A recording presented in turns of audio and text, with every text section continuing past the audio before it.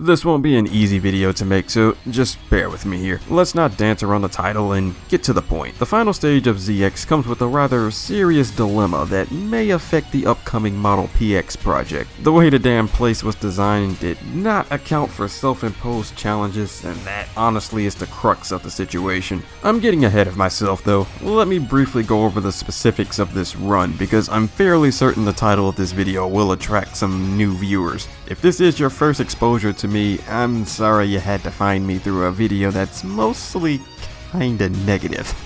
But I'll try to keep the energy high to cast some sort of sunny illusion over it all. Anyway, like a month ago, I held a voting contest between Mega Man games that I challenge run next. The Model PX only challenge won the whole thing, with Mega Man X2 being a runner-up. So that leads up to where we are now. The challenge is straightforward. I use only PX throughout the entire game while taking no damage, getting all level 4 victories on the pseudoroids, all that good jazz. Giving a big ol' shout out to Meta X, whose help behind the scenes are a recurring boon when I do ZX projects. I ran into an issue early on with having PX devoid of any weapon energy, so my dude gave me a fix and provided me with the means to start the game with PX having some weapon energy to play around with. That way the beginning stages wouldn't be so damn boring and drawn out with just kunai spam. This did come at the cost of having slightly more energy than normal after defeating Purple with a level 4, but it was a minor thing that I just didn't care much for. With all of that in mind, the rest of the run would proceed like any other normal challenge run I do for this channel. But lately I've been trying something a little different with my runs. I figured I'd record the final stage first, so I can ensure that I can finish the whole thing. Everyone should know by now that I pre-record every stage before posting anything to YouTube. This comes at the cost of a longer waiting period between uploads, but ultimately pays off because I can ensure you guys can watch it from start to finish with no technical issues, such as situations where I might not feel like I can complete the project midway. In PX's case, it's unique. It can go through the whole damn game just fine by itself with no help from other biometals until we reach Slither Inc., the final stage.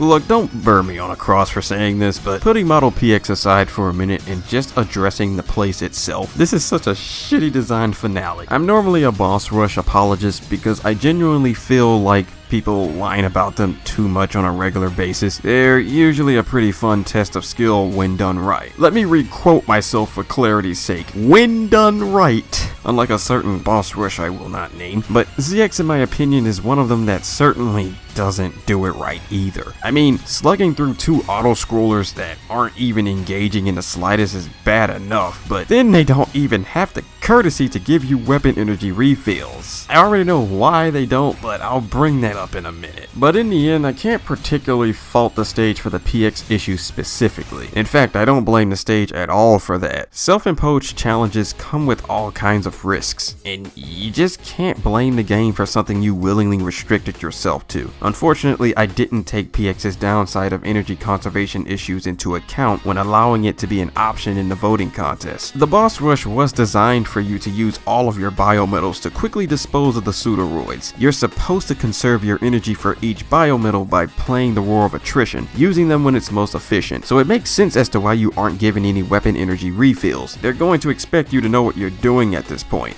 It's the end of the game after all. Your hand is not being held here, though the lack of any sort of refill still irks me from a fairness perspective, as well as being, faithful to the formula, because pretty much every boss rush I know of gives you both life and energy refills for your weapons, so that's really kind of weird here. But that spells doom for challenge runs with specific models because you're relying entirely on either luck or grinding to maintain constant levels of energy to use from normal enemies, and not saving the W tank for Serpent is like the worst thing you could do. PX is one of the better biometals to use in boss battles because of its neutral damage and short but quick combos, but even it runs into the issue of consistently having below 30% energy after killing 2 bosses here, and if you're shit out of luck in getting enough energy before the next door,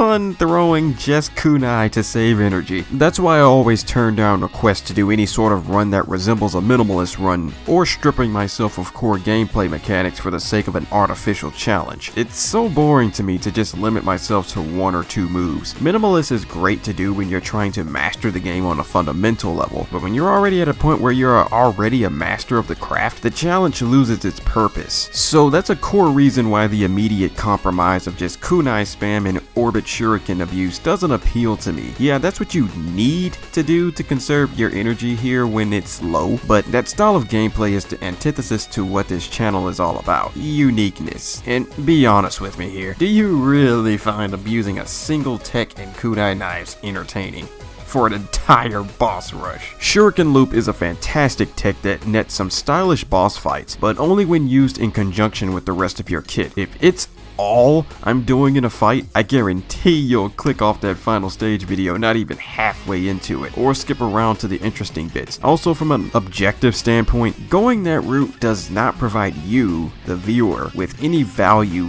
of your time invested. I'd like folks to feel like the few minutes that they take to give my videos a watch was ultimately worth the time they sacrificed during their day. So a drawn out hit and run strat isn't favorable either. From there, I went to other alternatives, such as trying to justify using a code to provide unlimited energy. But of course, using cheats for the sake of convenience only worked at the beginning of the run, when PX is essentially too crippled with no access to energy, when it's not even supposed to be unlocked at that point, because after purple, it's all legitimately ran with no cheats applied. Using it here in the final stage just to freestyle without worrying over energy just derails the whole purpose of a challenge run. Well, that and relying on cheats of that nature sucks the fun out of it. So, no codes. Next thing that came to mind was just to not complicate myself with level 4 victories. I mean, you're only doing it here to show off if you've already level 4 everything prior, so ditching that challenge condition just for the final stage sounded good on paper. In fact, it still sounds pretty good to me right now. Though the problem is that it still doesn't really solve the problem. I'm just killing them slightly faster at that point. The next compromise, and trust me, I've been thinking of everything, was just to lift the PX only restriction for just the pseudoroids, and play the stage and Serpent with PX. This one honestly sounds like the most plausible approach, because while it sucks to break my own rule for energy conservation purposes, I'm not left with many other choices if I want to play the game within my preferred playstyle, and keep it fresh and entertaining at the same time. Because at this point, it's a matter of sacrificing something for the sake of maintaining the integrity of the content that's usually produced from this channel. I'm pretty big on consistency, sometimes to a fault, but I never want to look at a run and think to myself, man, I don't enjoy playing like that. That's precisely why stuff like the Zero Run remasters were born, because looking at old runs reminds me that even at my current level, I can still improve and produce a better run than I did in the past. I just know going into this as it is now that I'm going to hate the end result no matter what compromise I go for. I've been wrecking my brain for nearly a whole month trying to figure out something that aligns with what this channel's all about, but I'm also frustrated with it because it's been severely holding me up, and I haven't made any substantial progress on this or the Mega Man X2 Weapon Master run because of it just hogging my attention. Now, don't confuse my gripes here with me saying that I'm giving up on PX, because I'm not. But for the sake of keeping the ball rolling with this channel and keeping the content flowing, I'm just gonna skip this project for now. X2 Weapon Master is a lot more straightforward, and I don't have any silly restrictions making things complicated there. By the time I'm finished recording all of the X2 stages, I should have my shit together with PX and have all of this mess with the final stage sorted out. I loathe mulling over something for too long when I could be devoting my time to getting something else done. But yeah, this video's long enough as is. It really didn't need to be this long, but some of this really was just off the cuff thoughts, and I really just needed to get them out of my head and have them plainly laid out like this for future reference. So yeah, for the time being, I'll be focusing on X2 primarily. Anyway, that's it. I'm done talking about this for now. Stay safe out there and stay chill, y'all.